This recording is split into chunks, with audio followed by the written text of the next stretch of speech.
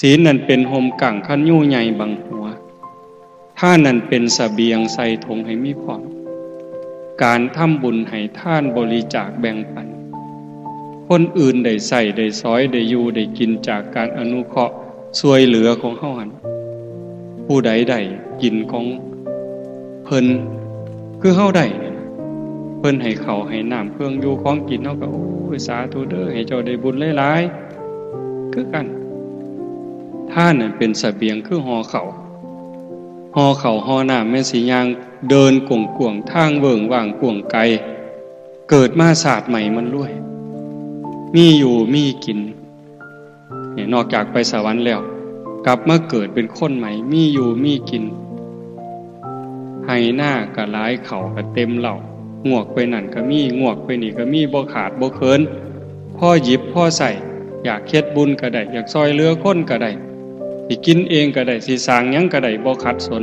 อันนั้นเกิดจากอานิสงส์ของท่านแต่มันก็มีทุกข์คือกันรวยก็ทุกข์มีเงินหลายก็ทุกข์เคยมีนิทานหลวงปู่พุทธทาสเพิ่นเล่าว่ามีคนขอทานผู้หนึ่งไปนอนอยู่ใต้บ้านเศรษฐีนอนข้างกำแพงจังซี่คือเฮือนโยมไม่ออกมานอนอยู่ข้างกำแพงเพราะว่าคนถูกขอทานบ่มีบนอยู่เด้มานอนข้างเฮือนเศรษฐีเรามีคุยไปเป่าคุยคนเขาก็เห็นสงสารเขาก็เอาเงินให้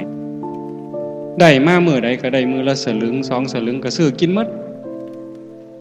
ดมาฮอดยามมื้อแลงก็นอนข้างเฮือนเศรษฐีกับเป่าคุยม่วนขาขึ้นหางเป่าคุยก่อนสินอนมันนั่นเป็นสั่นเป็น5ปี10ปีผ่านไปบัดมื้อนึงบัดนี้มันบ่เป่าคุยเศรษฐีเราก็ได้ฟังเสียงคุยนั่นล่ะกล่อมนอนแล้วมันเป่าม่วนนะมื้อนี้มันคือบ่เป่าเศรษฐีบ่มีแนวกล่อมนอนบ่หลับ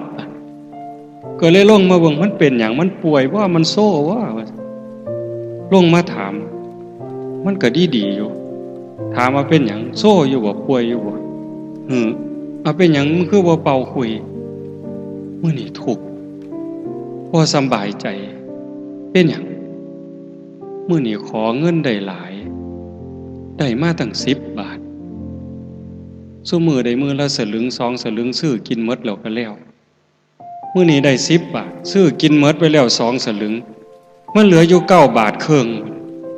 สิเสี่ยงไว้ใส่นี่หานอนหลับก็สิบ่มันลักเอาบ่ว่า